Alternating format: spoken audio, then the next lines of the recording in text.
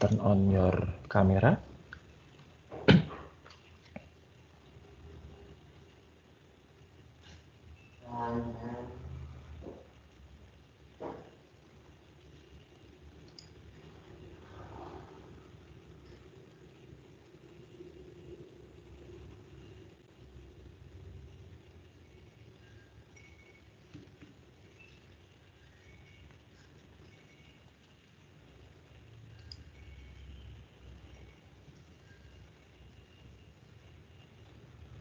Okay, thank you. So I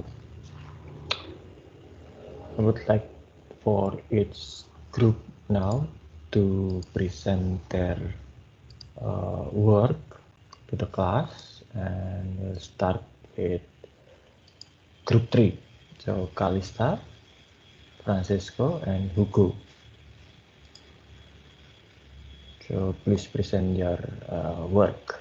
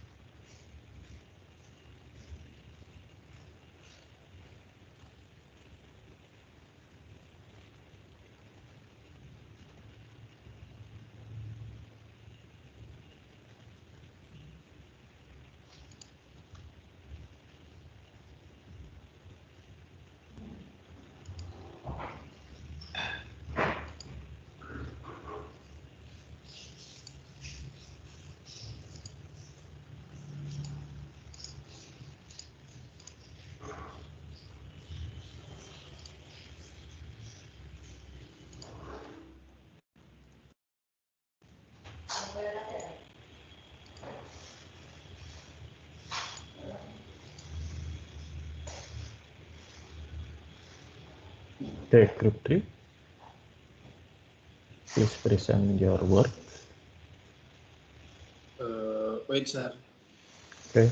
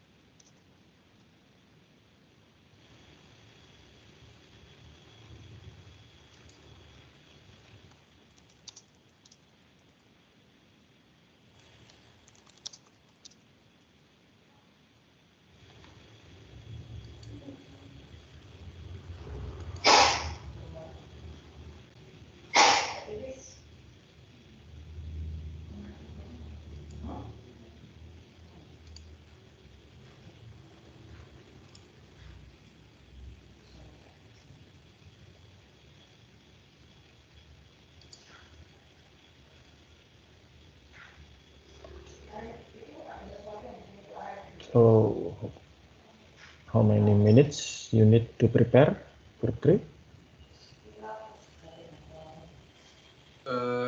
Wait a little bit, sir. What's the problem? I'm opening my laptop. My laptop Okay. is turning on. Okay. How about the other? It's not only you, right? In group 3 there are Ivana and Hugo. Good. Up, sir. Okay.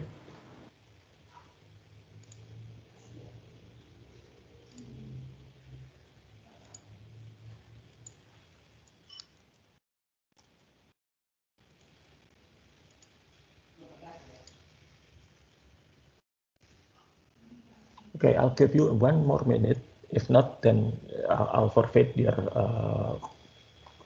group.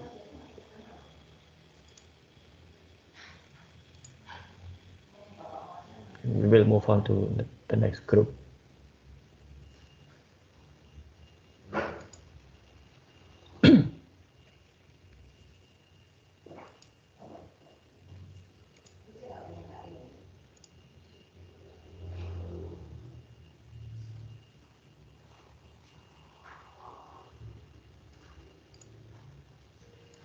Can you see my screen? Yes, please. Okay, sorry. First of all, I have trouble with my connection and laptop, so okay. So we already made the inventory data. The inventory code so far it has the 25 item. Actually, we don't put the exact brand. We don't know if we should put or not, but so far we haven't put. So also the inventory data has the types inventory. It means where the inventory will be stored or will be saved, and there are warehouse inventory, chiller inventory, frozen inventory. Frozen is for like ice cream. We don't have stuff like cooking meat, for example. Actually, minimarket won't sell that. So far just ice cream, and then medicine and etc. And then the expired date, and then the quantity, the total inventory we have, and then the price per. This is the buying price, not the selling price, and then the total price of the inventory we have. And then there is invoice data. The invoice is 1111. The supplier code is 11. The purchase date is like this. Is based on the purchasing date. The invoice if different, then the number of invoice also if different.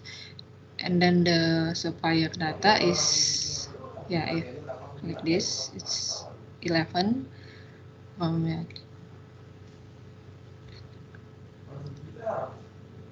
And then there is sales data.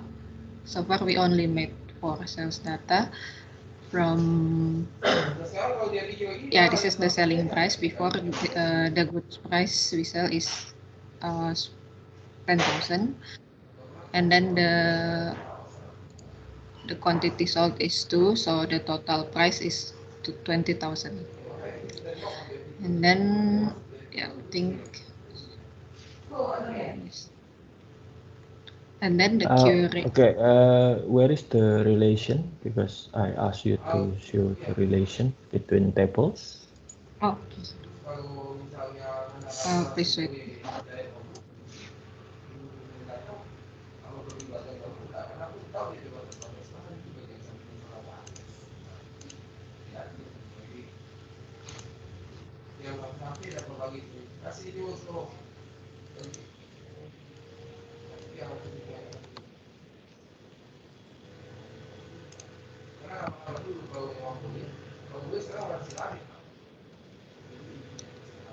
Hugo will share his screen.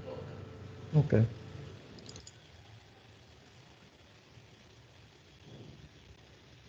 Sir. Okay.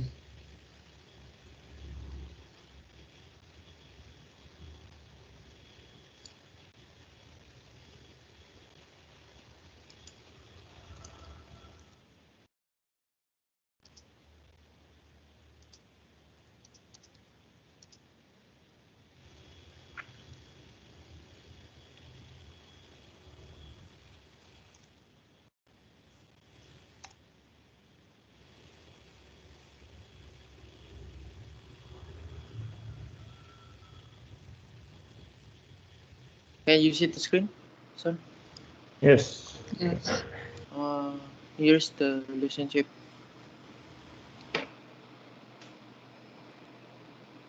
Supplier data, invoice data. Service data, inventory data.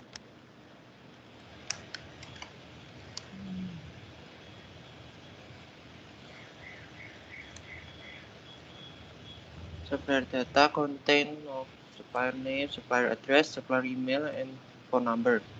Invoice data contain of no invoice, supplier code, purchasing date. Inventory data content of no invoice.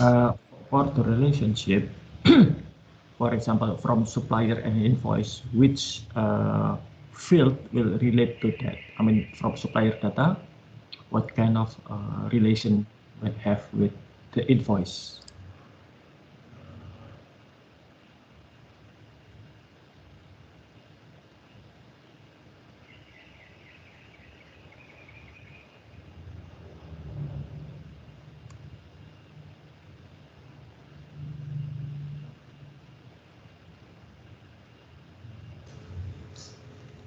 The supplier code, I think so.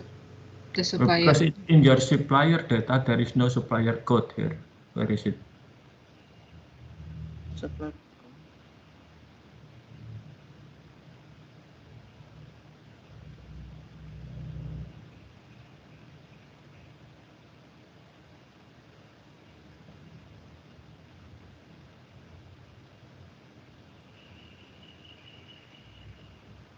And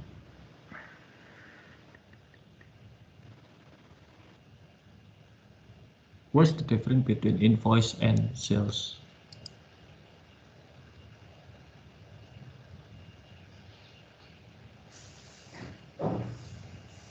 This is inventory, right? For inventory, it's not sales. It's supposed to be purchase.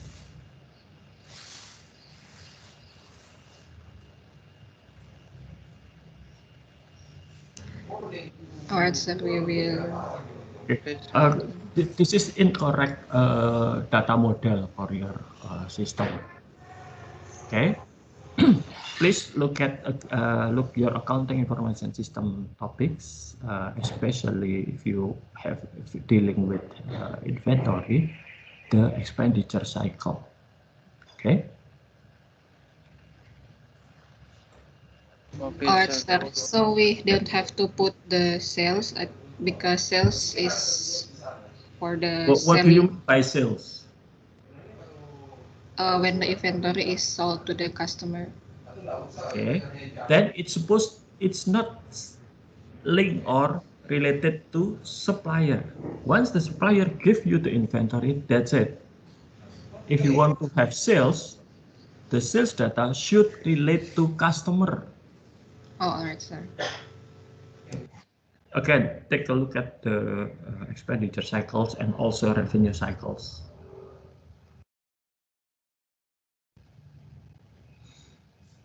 Okay, move on to group 2.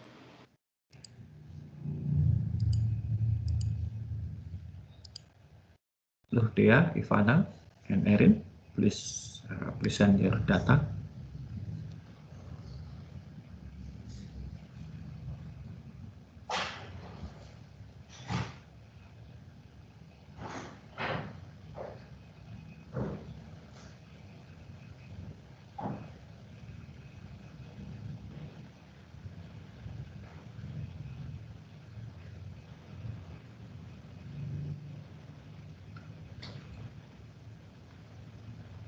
Hello, am I audible? Yes, yes. So I will present. I will present about our database that we have made. So we have many of relations that from supplier and the customer. And from the supplier, we need the informations about the name, the phone, their income. So their income to see that if they're lost or they gain the profit, and then their email, their bank account, and then of course, their password. So after from the supplier, we also need to have the specific about the supplier product. So it means so the customer could see what products that they sell. Like example, the code of the product itself, and then the name of the product itself, the description of our product, and then our stock quantity if there are uh, the stock quantity of our product, and then the price of the product. And then after that, from the customer itself, we have like the supplier, we have the ID, the name, the phone number, the province, city, and all the information needed by the customer itself. And then also after that, we have the customer payment. We also have the relations about the customer payment methods. So just like the customer payment methods, it is like the ID about ID the order, ID customer, the code, the date, the name and phone number. And then after the customer payment methods itself, we also have many of the payment types. So the payment types, it is only just optional. So the customer could choose whatever payment types that suitable for them. Like example, we have the OVO, we have the GoPay, Dana, BNI, so on and so forth. And then also the relations between the customer and then the supplier, we have the customer order. So what's mean by customer order? So if the customer they want to order the product from the supplier, which means we have the information for the customer order itself. So the customer order, it is contain of the data about the date of the order, the ID of the customer, ID of supplier, the distance, tariff, quantity, ratings, and payment method and type of the distribution partner. And also the type of distribution partner, they also could choose the optional which they could, it is more suitable from them. Like example, we have the distribution partner. If they want to send, if the supplier want to send their product to the customer could choose type of distribution partner that they want to do. Like example, we have the GoSend, we have the Grab Express, we have the JNES, Post Express, Paxel, and so and then the customer distribution partner, it is also the optional for them, whatever they want to choose. That's all from us. Thank you, sir. Okay, I'm curious, why did you need to include supplier income? So we see that because the supplier could see their income and the supplier also could see whether they profit or whether they're loss in their income. So it's also become the improvement. It could improve the supplier to make the better quality product again. That's all. Oh, so this income is related to their product or their company in general?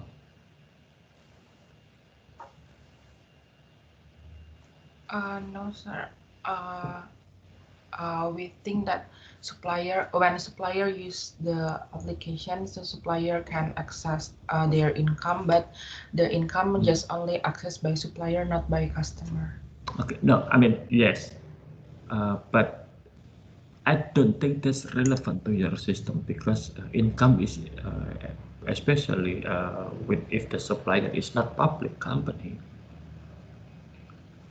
income is something that should be kept internally by the supplier and it's not need to be known by other. Okay, so I don't think that's relevant. But for example, if you want to know if the supplier suffer loss from one financial year to another financial year and decided to drop that supplier because their futures look bleak, that's fine. But again, unless the supplier is a publicly traded company and they will announce publicly their financial report every year, income information will be confidential inside their organization. And as you may aware that this kind of information will be relevant to taxation, and a lot of companies don't want that to be out in the wild, even if the information could be accessed by them, but you could access that information although you are not the customer. So I don't think that's relevant. Okay. Okay, sir. Thank Okay, you. good. Okay, sir. Thank you. So let's move on to the next group, group 1, Tabitha and Rahma.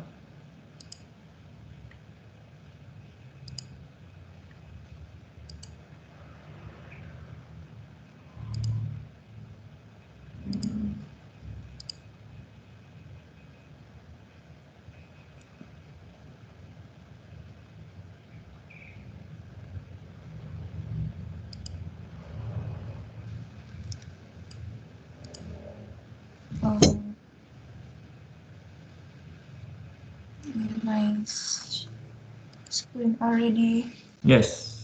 Okay. So this is our database table design. We only use 3 tables because our system only provided the information to the user, and if there is any transaction, it will be connected to the other system and application. So we didn't put it in our database system. So in our system, there is user, upload, and the server. The user contains the username, password, email, interest, post, stores link, and the hashtag. And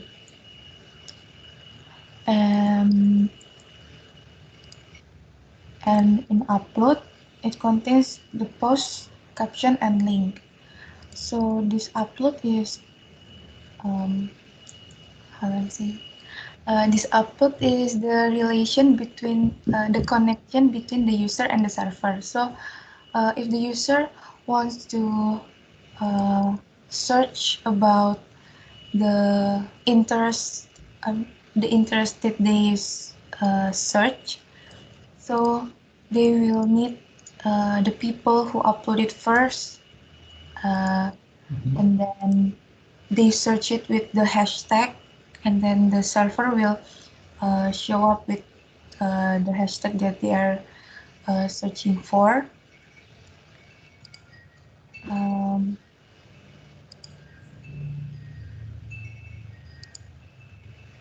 Yeah, maybe there is the relation between them, and the user and the server related with the hashtags that they search. Okay. Why there is no primary key in upload?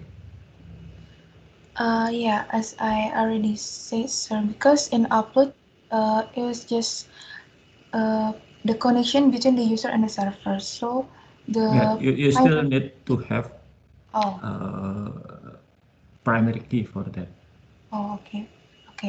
Yeah. Because you could use for example you use user ID and hashtag, for example, because primary key could be two. The two of them, they borrowed the user and the server primary. However, that's not unique enough. And this is what I did with photographer net system. So when the user upload their photo, we will give them the photo will give an ID. The first ID is the user ID, okay, and then we also give the second primary key is timestamp. So the time of the upload. Because user could only upload one at a time, there will be no other there will be no user that can upload 2 or 3 picture at the same time. So user ID and timestamp, the time of the upload, will be unique enough. Okay, so you maybe want to consider that. Okay, sir. Okay. Thank you, Group 1.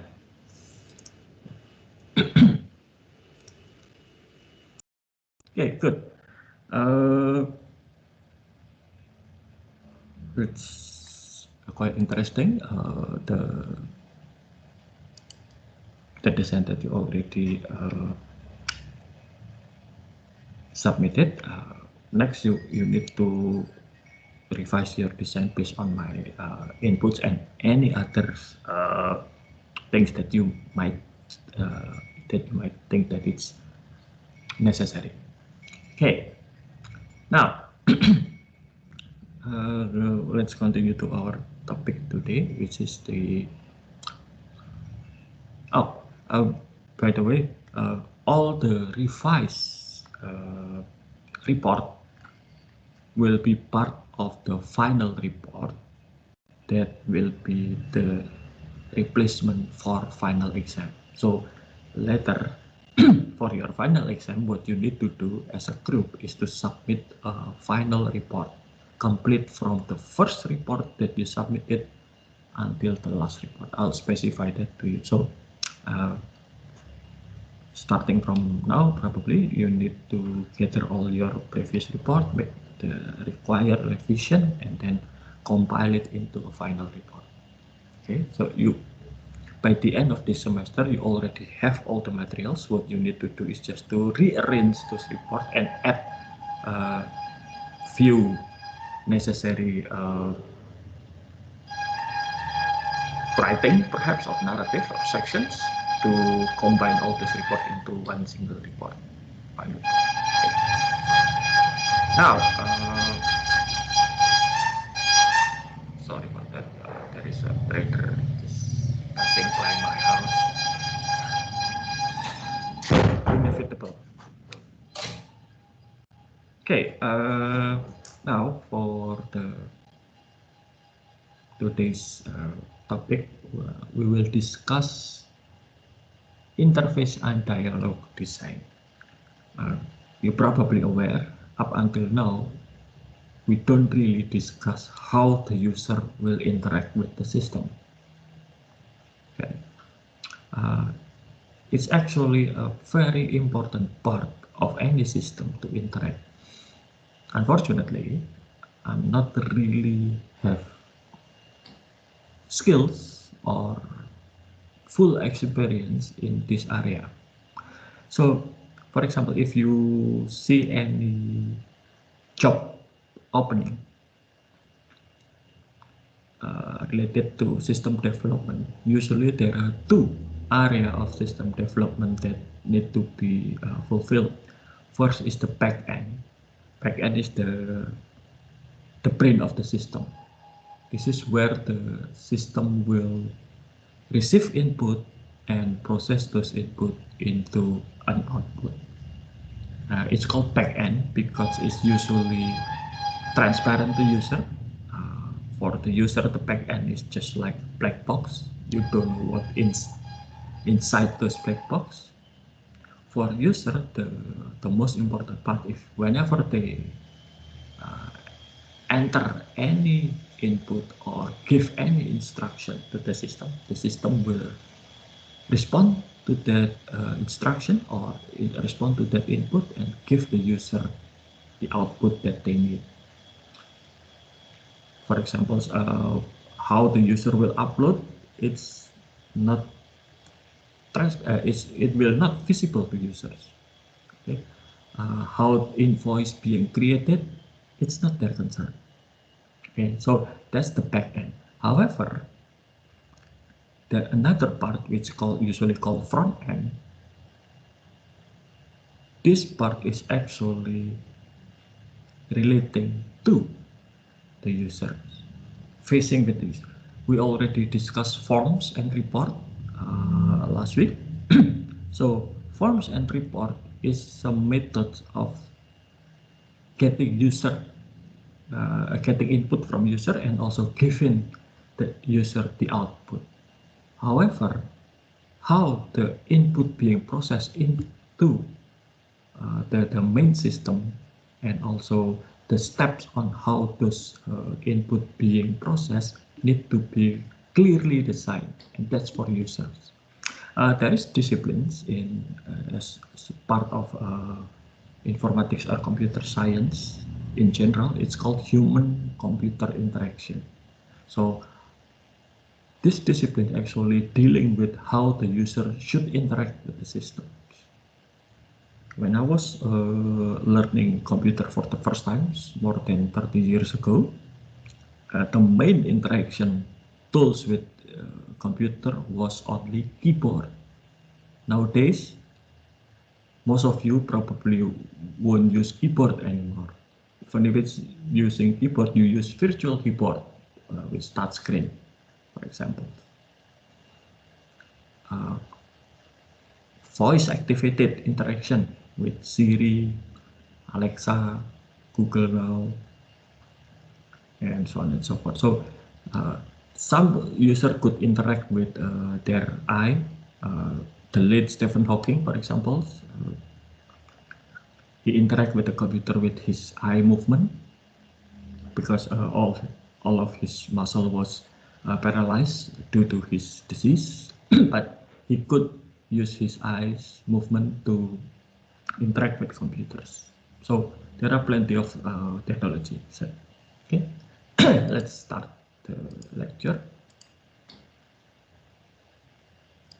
So the interface and dialog design.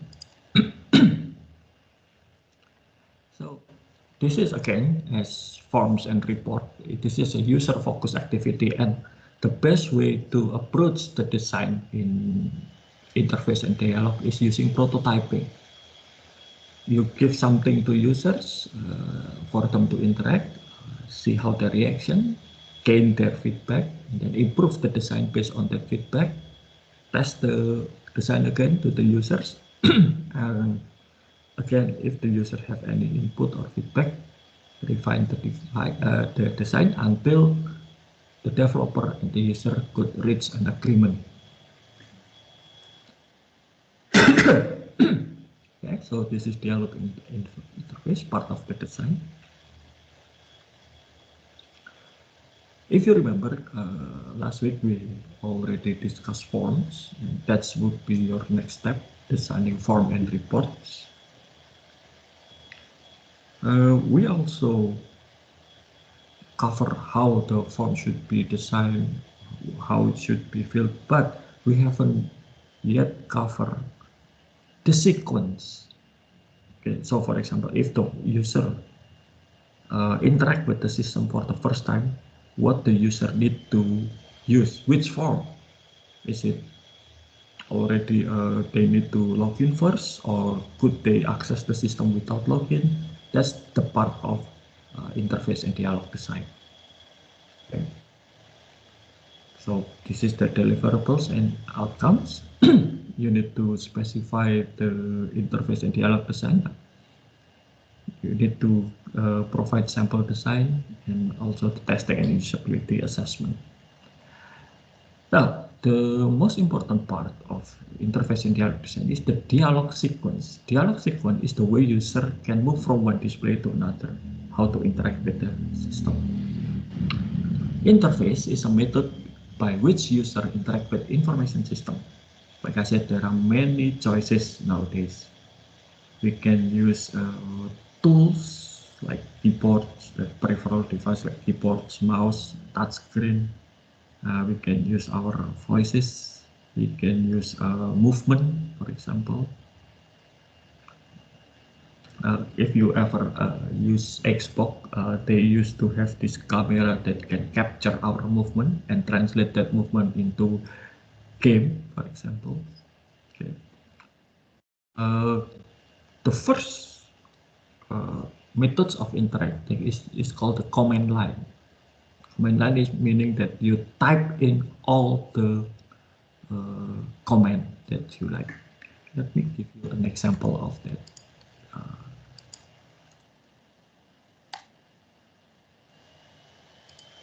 So when I was, like I said, when I was learning computer for the first time, this is the method of interacting with computers. You have to type in the command. And since I was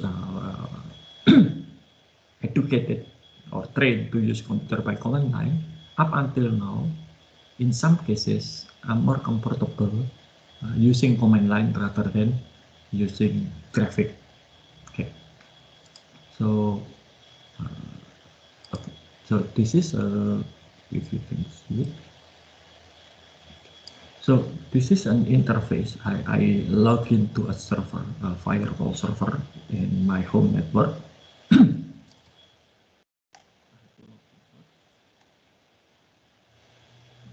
So this is the firewall that filter all the ads in my home. As you can see, this is a text-based. So I have to interact with the server, the firewall server, using a command. This is using a variant of Linux operating system. For example, if you want to update the server, this is what you need to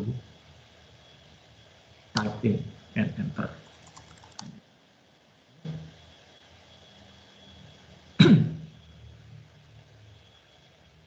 Waiting for the computer to finish. Okay, so it's finished.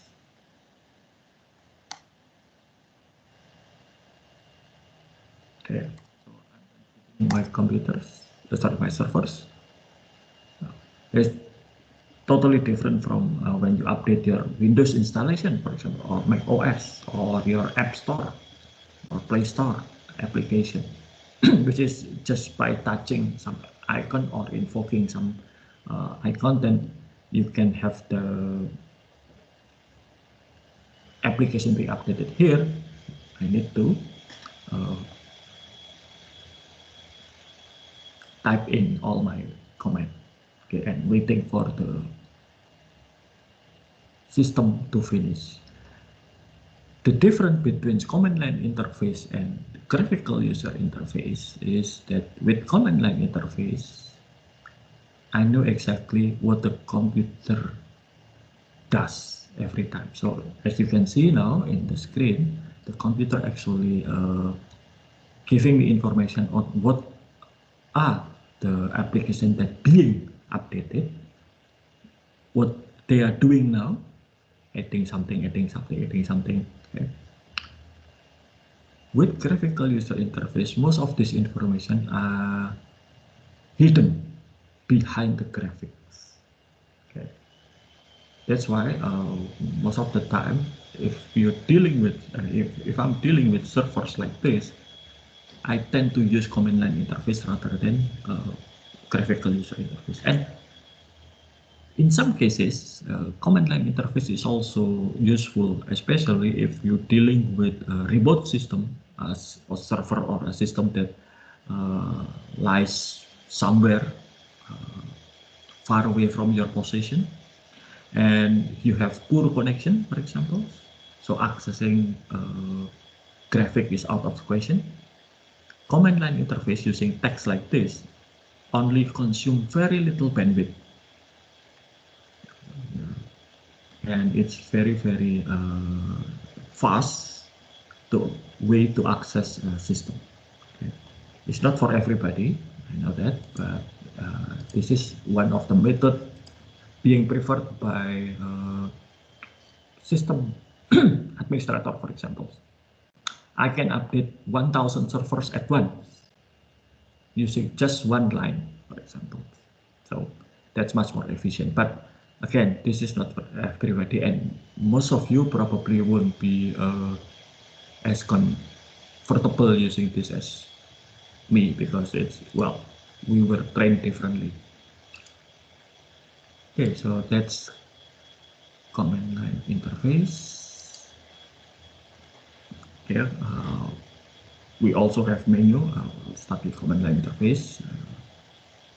With menu interaction, like when you dealing with Microsoft Word, for example, if you want to open a file, you just click File and Open, or if you want insert some picture, you click Insert and then click Pictures, things like that. And from time to time there are pop-up menu. If you go to a website and there is pop-up menu to select some of the function. Drop-down menu. When you click it, it will give you the list of commands available. Okay. With menu designs, we need to have wording, organization, line selection, and highlighting that appropriate for that menu. How to build menu with Microsoft Visual Basic.net. A lot of design software nowadays using graphical representation, so it's much more convenient. Okay. For mobile or web application,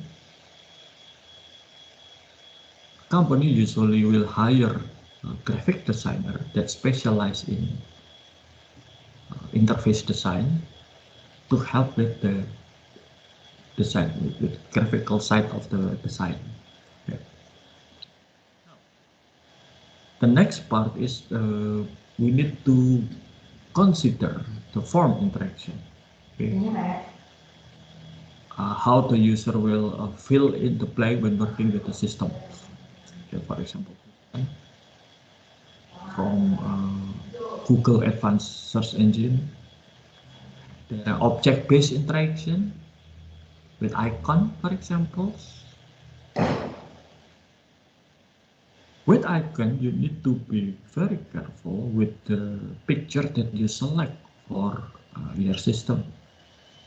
Some picture probably familiar for you, but unfamiliar for others. Some picture probably fine with a group of user, but the other group of user will take that as offensive. So you need to be careful about the selection. Okay, especially if your system will be used by a wider audience or multinational audience. Okay. A fine picture in Europe probably offensive in Asia or vice versa. Okay. The next most advanced technology is natural language interaction. This is where human and computer interact with spoken-based language, usually English, but nowadays Indonesian can be used also. And this is based on research in artificial intelligence. So you're probably aware personal digital assistants like Siri, Alexa, Google Now, Cortana in Windows. Okay.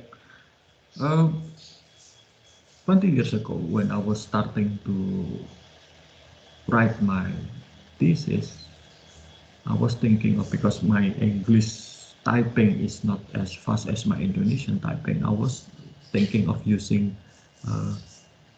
dictation software. Okay, Microsoft Office has that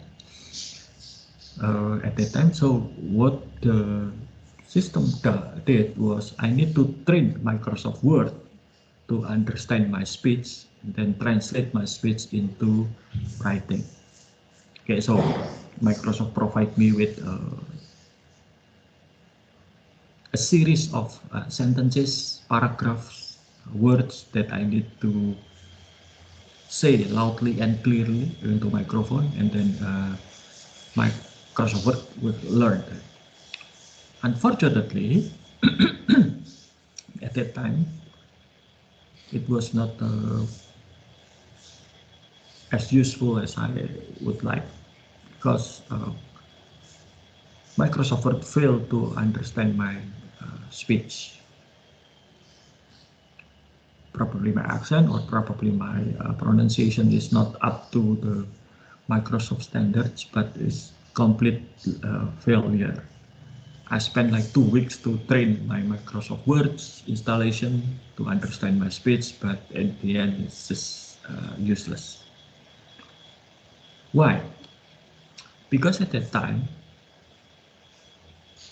the speech to writing system was using artificial intelligence, similar, but it's only used my computer as processing power and only use my voice as a sample. Nowadays, with systems like Siri, Google, Cortana, Alexa, those companies, they have huge computers, their cloud computers behind the system to work on the artificial intelligence part. And also they have million or even billion of people speaking as a sample. So it's just like statistic. The bigger the sample, the better. The bigger computing power, the better. So with bigger computing power, bigger sample size, the precision of natural language recognition system by Google now, Siri, Alexa, and Cortana have become very good. I've tried Google now speech recognition many times in the past, and it's able to recognize Indonesian phrases, Indonesian words, and translate that into search or any other. I haven't had time to experiment with smart home, for example, like asking Alexa turn on the light or Alexa turn on the TV. I haven't had time to do that, but many cases it was working flawlessly. Okay, that's because the advance in artificial intelligence and also processing power. So now this is a usability problem with hardware devices. You can have visual blocking like touchscreen or light pen. You probably familiar with Apple Pencil, or if you use Galaxy Note series, you also familiar with S Pen. Touchscreen, you're already familiar with touchscreen with your smartphone or tablet, and some laptop also have that. Movement scaling using keyboard and mouse, graphic tablet, voice. Durability, trackball and touchscreen. Speed, keyboard is the fastest. Pointing accuracy, you have touchscreen, light pen, voice. Okay. So these are the available technology for interaction with computers.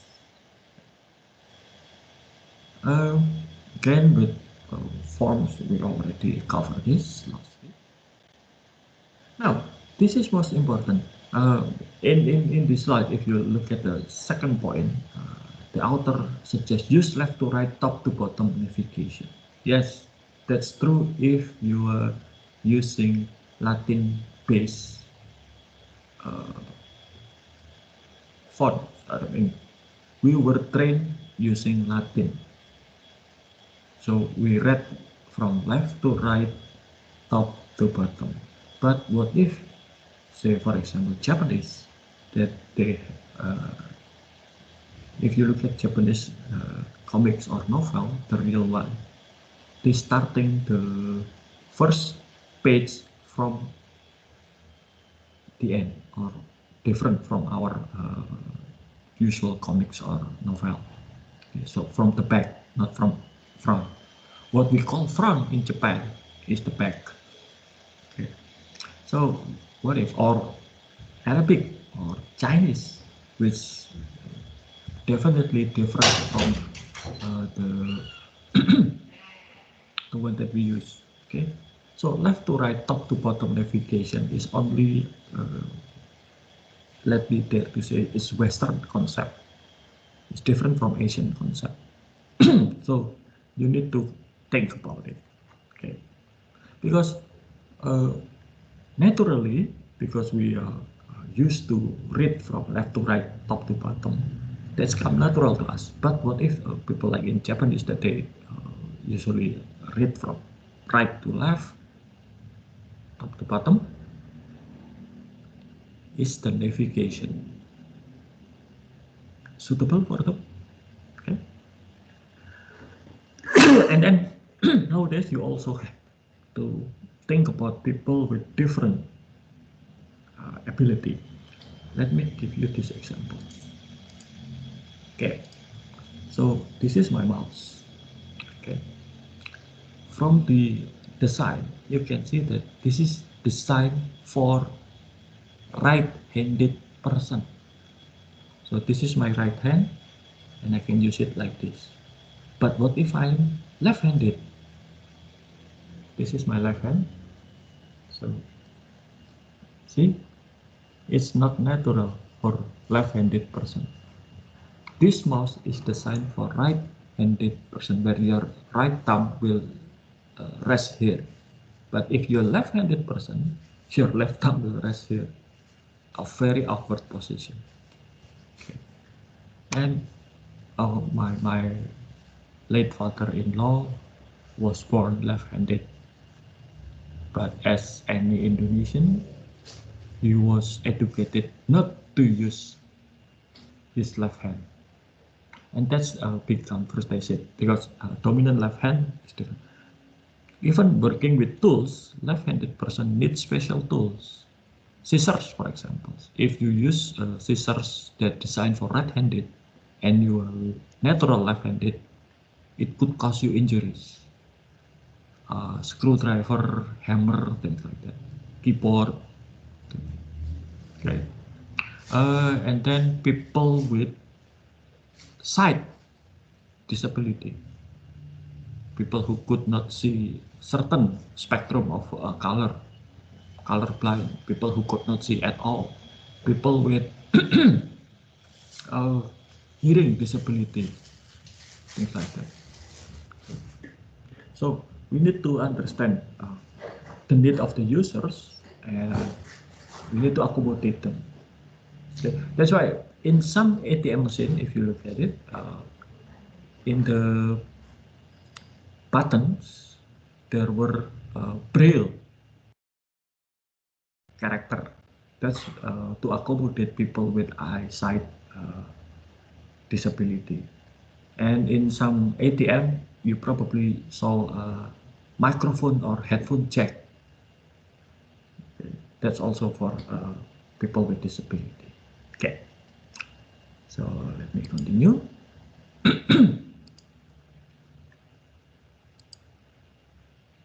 Okay. So with designing interface, you need to be flexible and consistent. Okay. No permanent free movement between fields. Each key and command assigned to one function and so on and so forth. Okay.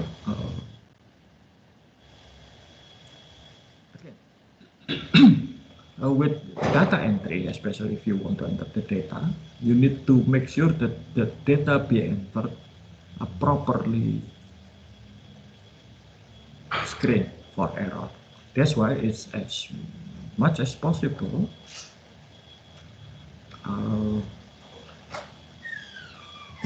try to limit user typing the data. If possible, ask them to select the data that they want to enter, or give them limit. Okay. For example, if you go to ATM machine, it's very rare that in ATM machine having a full keyboard. They usually only have numbers, keypad, and also some other buttons. Okay. And then you also need to control data input to reduce error. Okay, for example, let me give, if I to see if I can.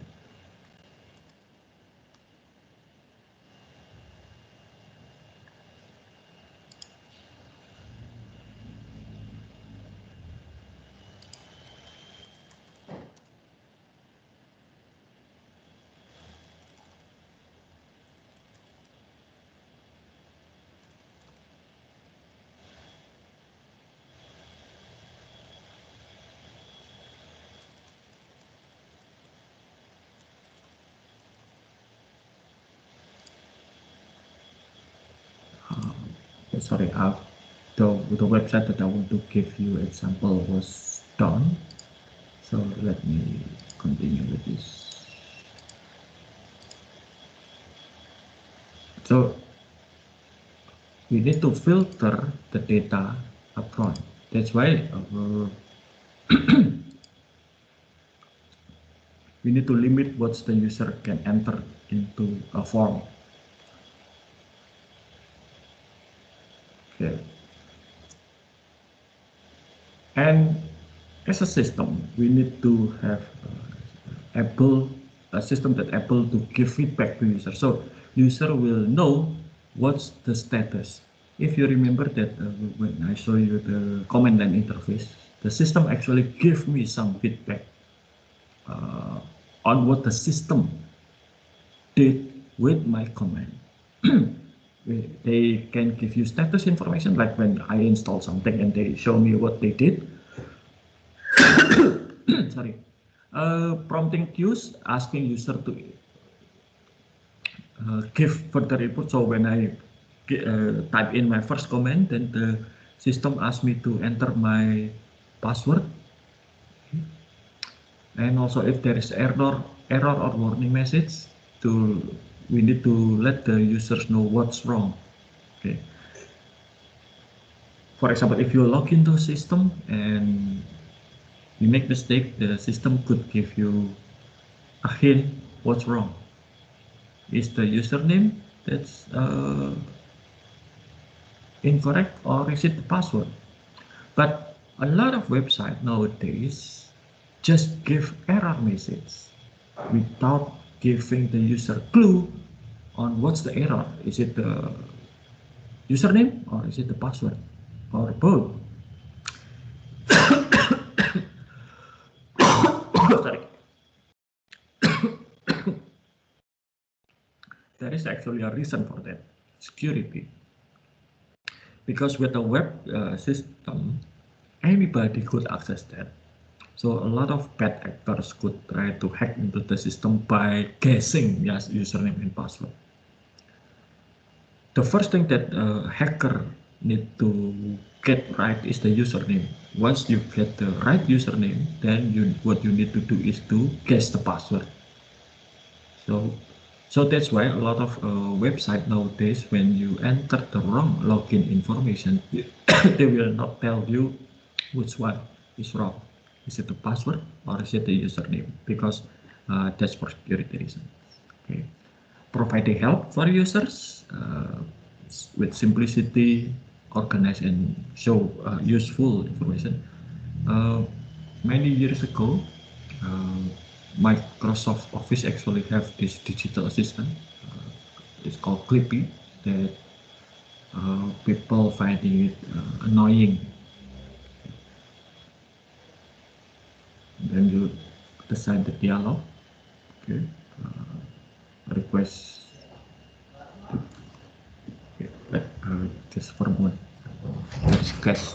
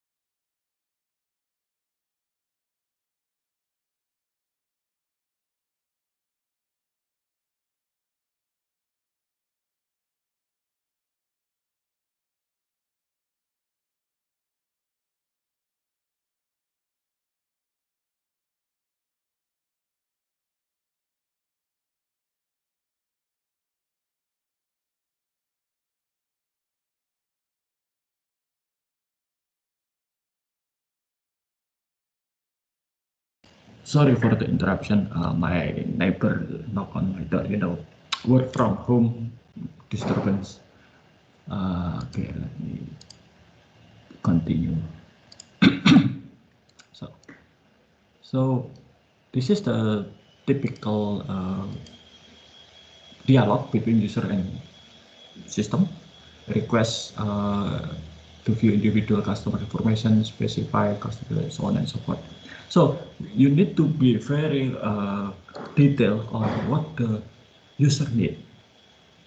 Okay. So let me give an example.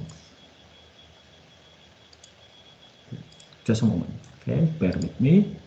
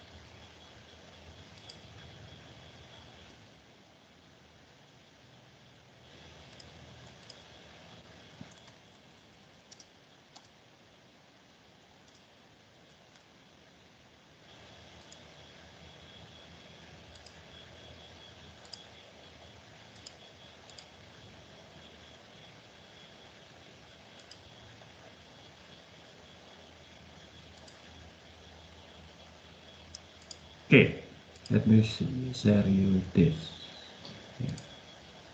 Okay, can you see it? Yes. Okay, you are familiar with this, right? Anybody can guess what is it? Tabitha? Hugo? Microsoft Word. Good. This is Microsoft Word. Good. Okay.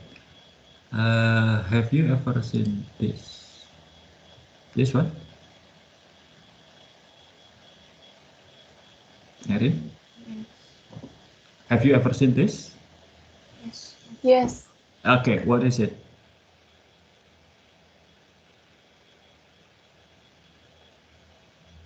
Any idea? What is it?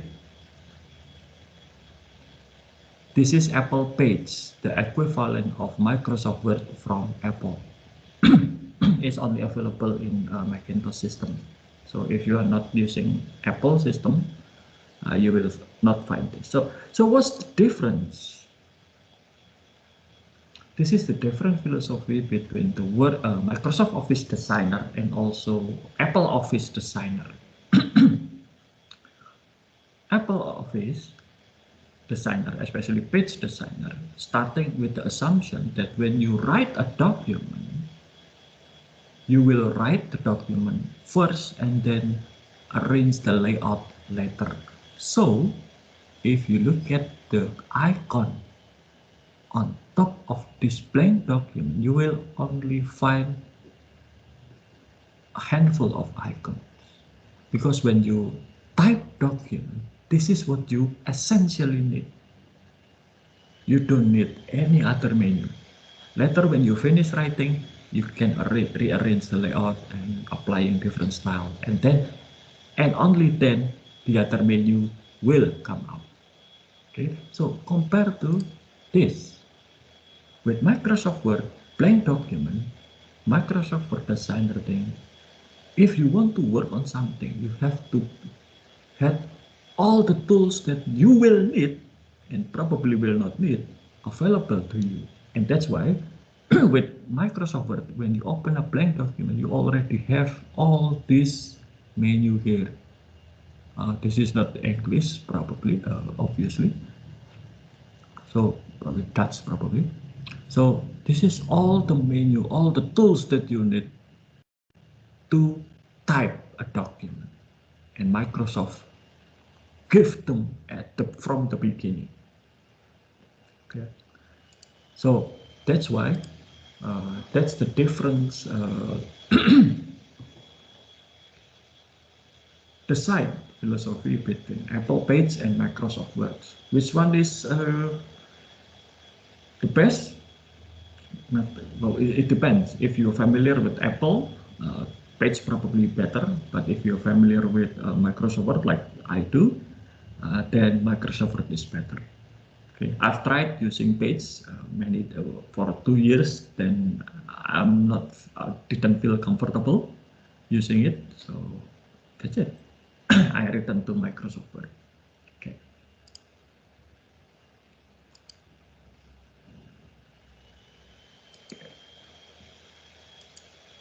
Then it's depend on the design. Before Google appears, search engine is just like a phone book.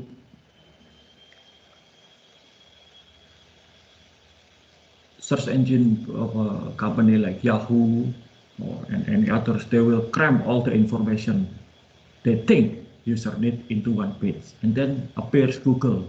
Google just give you a single column with blank space, and you just need to type in. There are different philosophy back then, and apparently for nowadays Google is the dominant one.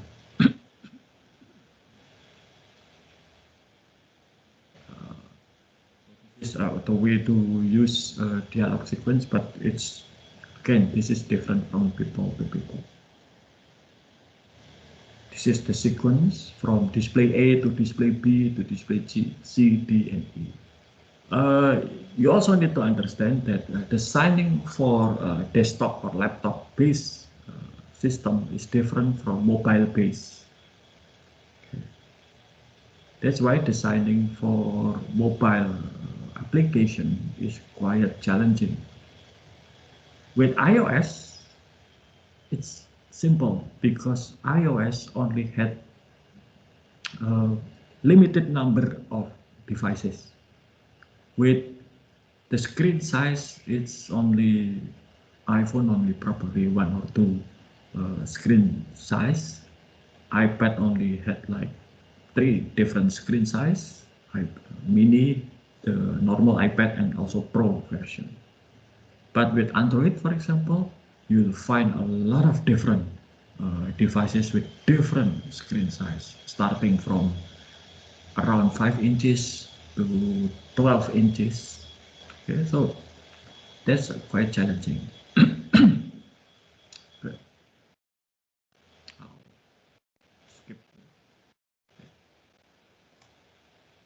Okay, that's it for today. What you need to do now is starting to think about the interface and dialog design. Okay, I will not give you the assignment now, but you need to think about it. Okay, first you need to think about the device that will be used by your user to access your system. Is it desktop or laptop, or is it mobile devices, smartphone or tablet? Is it using, if it's desktop or laptop, is it using Mac OS, Windows, or Linux? If it's mobile devices, is it using iOS or Android? Okay, so you need to think about it. And then you need to design interface and dialog design that suitable for your targeted audience. Okay, you need to think about it, and I'll give you the assignment next week. Any question?